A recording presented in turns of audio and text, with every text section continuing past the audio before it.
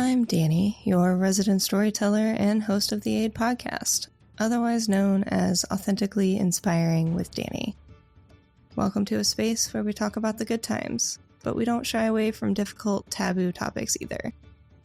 The goal of this podcast is to provide aid and healing in the form of storytelling and share insight from our life experiences. This podcast isn't self-help, nor does it set out to necessarily teach you anything, but rather to share a story and hear your own. Perhaps you learn something along the way.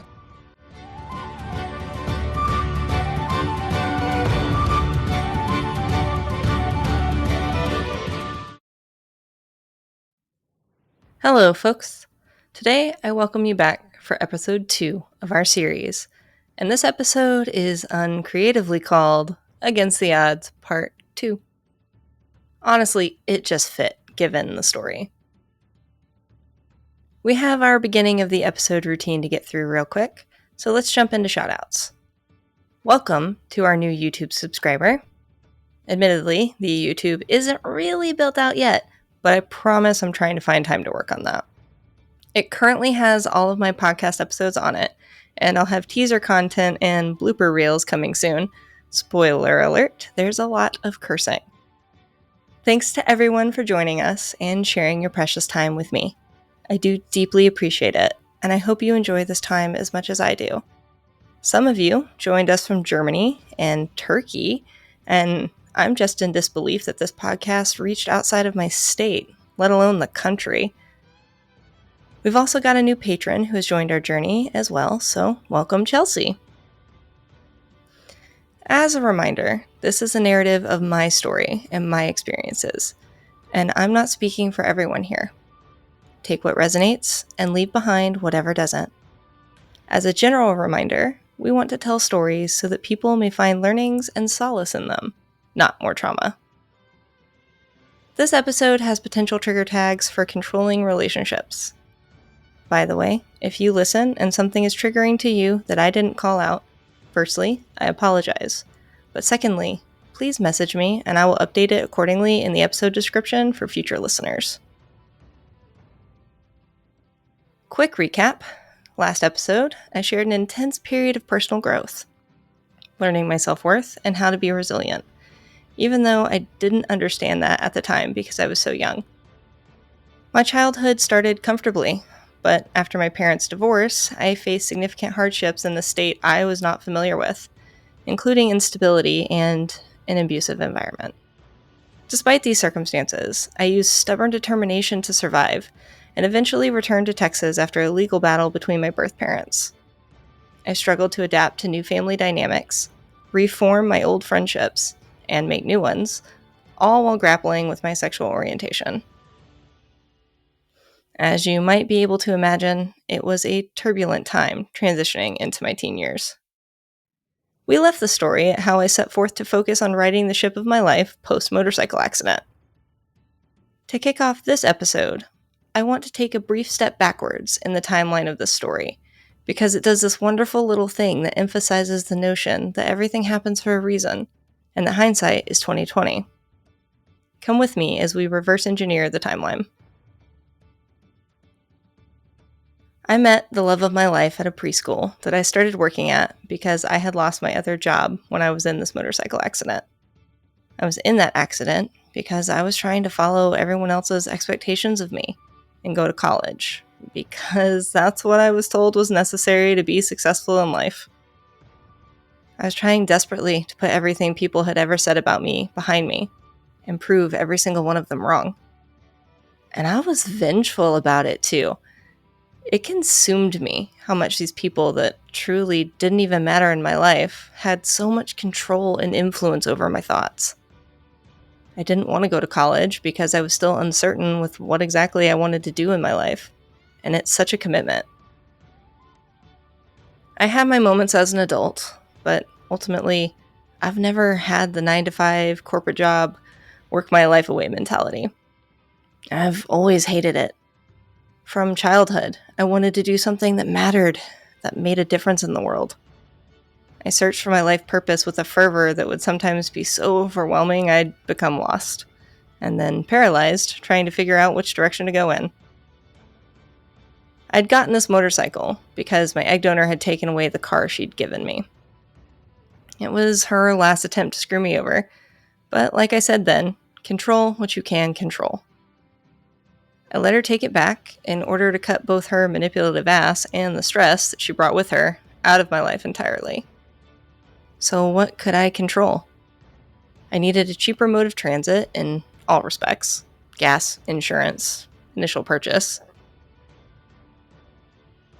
So my brain settled on a motorcycle, with a gentle nudge of advice from a friend who also owned one at the time. But I didn't have the credit to finance one. Control what you can control. I looked at used motorcycles. Nothing fancy, mind you. It was just for transportation purposes. I found one, but I didn't have the entire lump sum to purchase it. I got the lump sum from my mom, though I don't recall if she was actually my mom figure quite yet. A guardian figure for sure, and one I looked up to, which is why asking her for the money to help me get on my feet was so fucking daunting. I wasn't afraid of her herself. I was afraid of being a disappointment, and her thinking that I was taking advantage of her.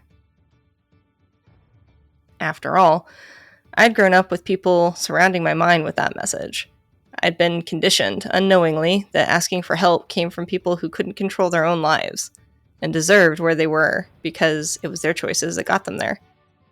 Even though I knew that wasn't always the case from my own firsthand experiences. I was terrified to ask her for money, but she agreed to a loan in the form of repayment with interest.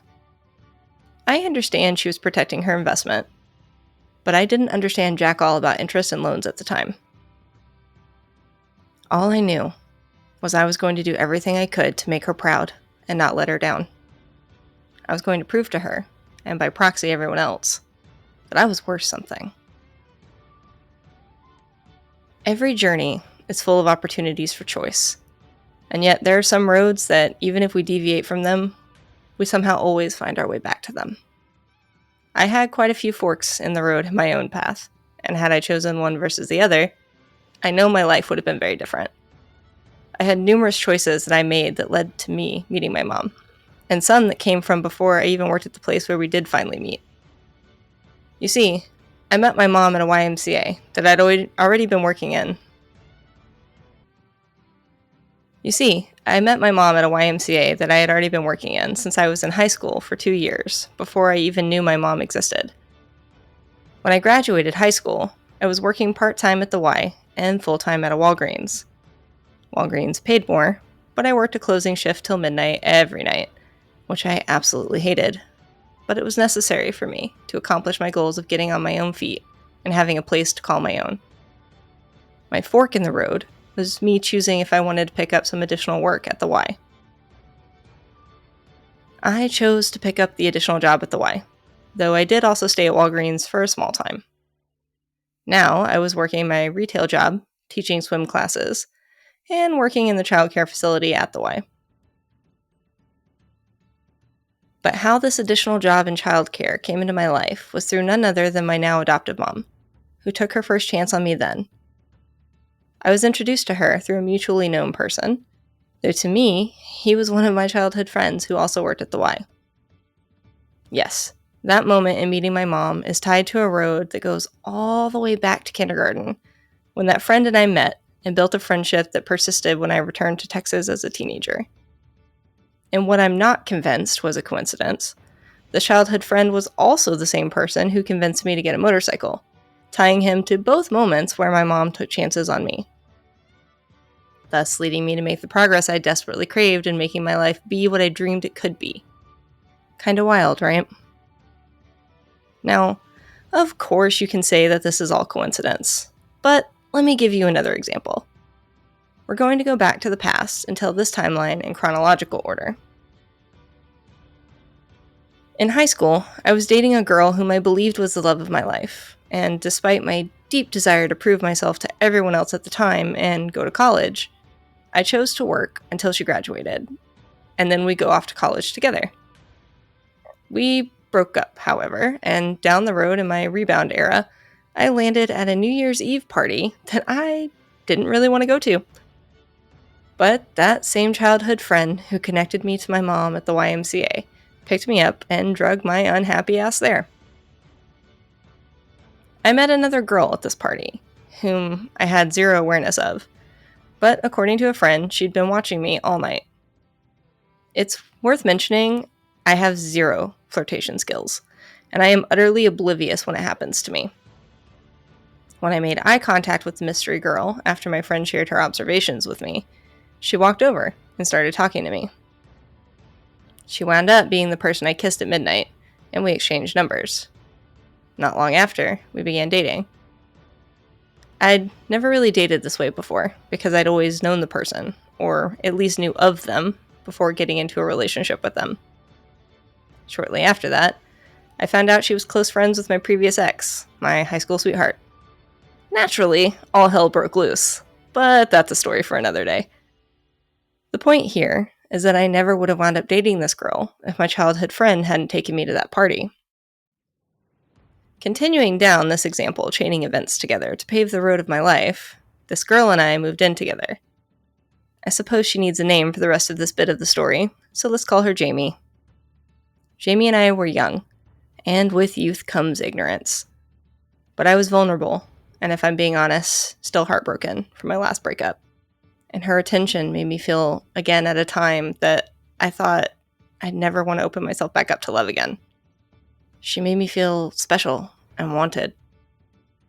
When my motorcycle accident happened, I woke up in a hospital bed, and I remember seeing Jamie and my mom, though my concept of time is wonky given I was incredibly medicated, so I don't recall if they were there at the same time or two different instances. Both of them helped me when I was my most fragile, the most fragile I'd ever been in my life. And I wouldn't have met either of them if it hadn't been for my childhood friend on two seemingly entirely separate roads of my life. Maybe you're still not convinced that these interactions happened for a reason, and that the roads joining together is still just happenstance. Let me hit you with one more. My beautiful and wonderful wife, Tara, is a prime example that it is all connected. When I was dating my high school sweetheart, I told you I'd opted to wait on going to college. But that doesn't mean I didn't get into colleges.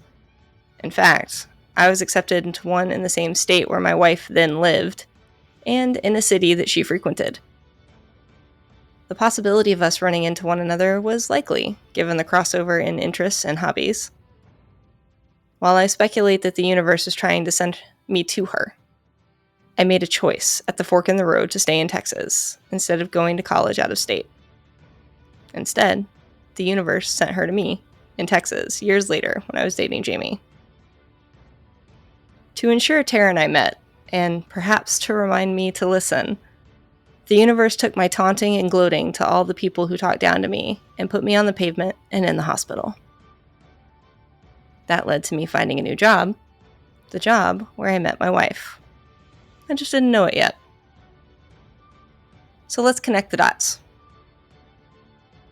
People told me I'd never make anything of myself, and that I was worthless. That served as a motivator for much of my teen and young adult life. I dated my high school sweetheart, Kaya, and opted to skip college and wait for her, despite getting accepted into a school in the state where my now wife lived at the time. Kaya and I broke up. I became reclusive, and my childhood friend made me go to a party. I meet Jamie at that party, and we soon start dating. I later find out she was friends with Kaya. My childhood friend introduced me to the woman who is now my mom. That same friend convinced me to buy a motorcycle, and I got the money for it from my mom that, again, he introduced me to. I sign up to go to community college to prove all those people who never believed in me wrong. I send a message out into the universe taunting them, telling them to go play in traffic. Moments later, I was hit on my motorcycle, and I lost my job at the preschool I worked at. I only had experience to work in that facility because of the job I got working in the YMCA childcare for my mom and my childhood friend years before. When I recovered with the help of my mom and Jamie, I found a new job at a different preschool. 2 weeks later, My wife starts working at the exact same preschool in the exact same room that I worked in. If you ask my wife, she'll tell you she realized she was attracted to women because she found me riding a motorcycle sexy. If you ask my wife, she'll tell you she realized she was attracted to women because she found me riding a motorcycle sexy. Yes, a motorcycle. And while it wasn't the same one since my first was totaled in the accident, it came back to a motorcycle that I wouldn't have had if it hadn't been for my mom and childhood friend. That I wouldn't have had if I had chosen to move out of state for college. That I wouldn't have had if my friend hadn't forced me to that party where I met Jamie. I wouldn't have been on the road if I'd chosen to ignore what everyone else thought my value was, instead embracing my own ideas. It's fucking wild to me when I reflect on how I got here. All of these seemingly unrelated encounters or choices, and yet I made it to the spot I am certain I am meant to be. All those forks and different roads came back to the one road I am meant to be on. The one with my wife. The universe had some more work to do to get Tara and I together, and we fought it for a little bit too. If you go back and listen to Season 2, Episode 4, Late in Life But Not in Love, you'll get some more specifics, if you're curious. It's a special video episode I did with Tara that encompasses her coming out story, but I'll share some details with you now. Tara and I were instant best friends. Something I look at now as further evidence from the universe. I mean, we just clicked. And Jamie hated that. I understand why. We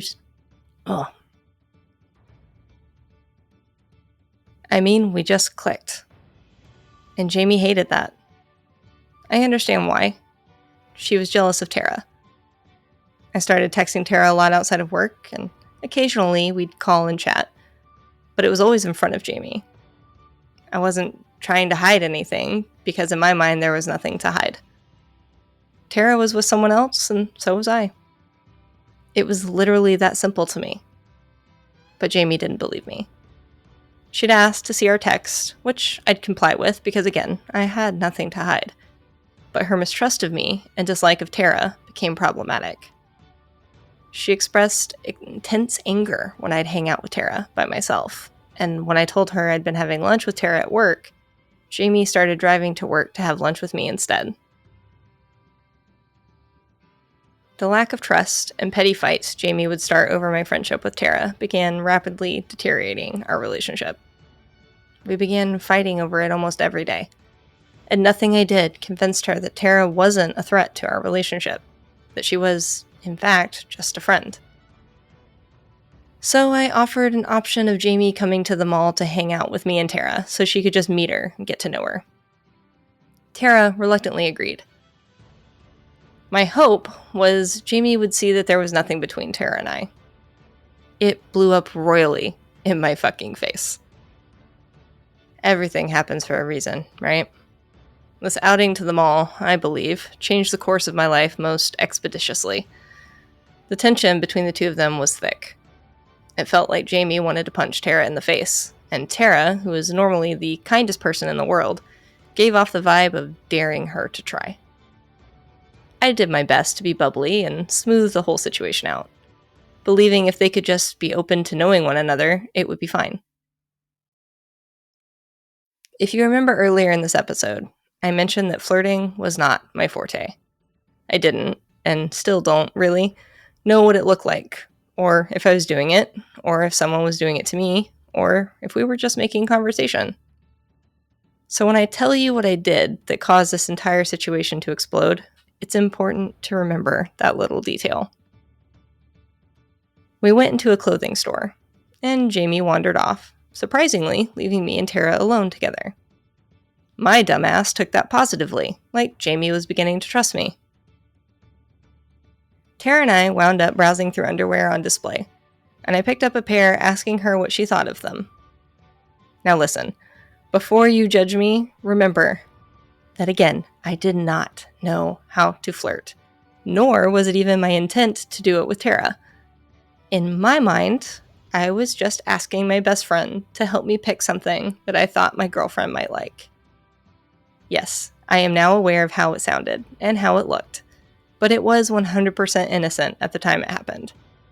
However, how it looks and sounds to me now is exactly how Jamie took it then when she silently came up behind me as the words fell from my lips. She stormed off, and I apologized to Tara and said goodbye. My surefire idea to mend the fence between the two and demonstrate there wasn't anything between Tara and I backfired spectacularly. I don't know this for sure, but I'm near certain that this was the nail in the coffin for mine and Jamie's relationship.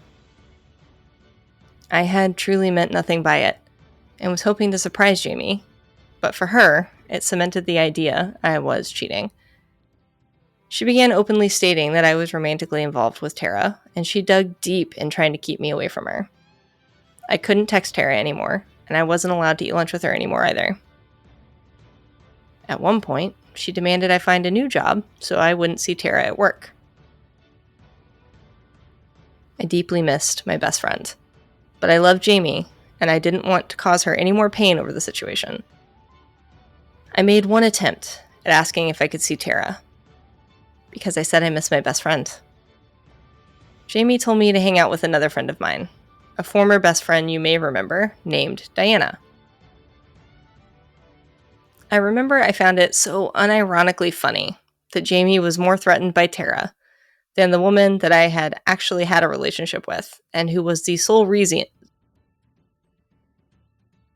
I remember I found it so unironically funny that Jamie was more threatened by Tara than the woman that I had actually had a relationship with, and who was the sole reason I knew I was a lesbian. And so I began reconnecting with Diana. As we did, Diana developed a distaste for Jamie. She thought Jamie was too controlling and was hurting me. I brushed it off and told her it wasn't that big a deal. Now, what I find so damn near unbelievable in this story is, yet again, the way all the little parts of these roads that I traveled down the years ago reconnected. Years before my relationship with Jamie, I had this relationship with Diana, the co-star of my coming out story. We became distant after high school. The only reason I reconnected with her is because Jamie wouldn't let me hang out with Tara, and I was starved of talking to a close friend. Diana often tried to get me to break it off with Jamie, but I had an unrealistic and unhealthy idea of love, and I thought this was just another challenge to work through. One thing I did listen to Diana's advice on was that I shouldn't let Jamie control who I talked to, which is the funniest twist of fate that I'll explain momentarily. I apologized to Tara, explained what was going on, and that I wasn't going to let Jamie decide who I talked to. I also confronted Jamie on the topic, and while we fought about it, she eventually conceded. It proved too much, though, and while it wasn't the sole reason, Jamie and I eventually ended our short stint as a couple. Now, the twist of fate is that Diana, the same person who had encouraged me to stand up to Jamie about controlling who I talked to, pulled the same damn stunt half a year later when I told her that I was entertaining the idea of pursuing a relationship with Tara. Having grown closer to Diana in the situation with Jamie, I wanted her opinion on Tara. Much like when I had asked Jamie to meet Tara, when I asked Diana, she refused, and adamantly proclaimed that I needed to stay away from her. The way she responded made me question if she knew something about Tara that I didn't, and when I probed her further, she said no, but doubled down that I shouldn't date Tara. To this day, I cannot truly understand why these two women hated Tara so much, having never even met her. But I can speculate. I suppose love really can make you crazy. At least the unhealthy kind. Diana gave me an ultimatum, and while she would crop back up in my life a couple more times, it ultimately ended our friendship. Permanently. She told me I had to either choose to be her friend or date Tara, but I couldn't do both. I was incredulous. This woman who told me not to let another person control me was looking me dead in the face and trying to control me, telling me not to date someone without presenting any sort of valid reason as to why. What a web these roads of life weave. But I made the choice to keep Tara in my life, not only once, but all 3 times I was presented with the choice.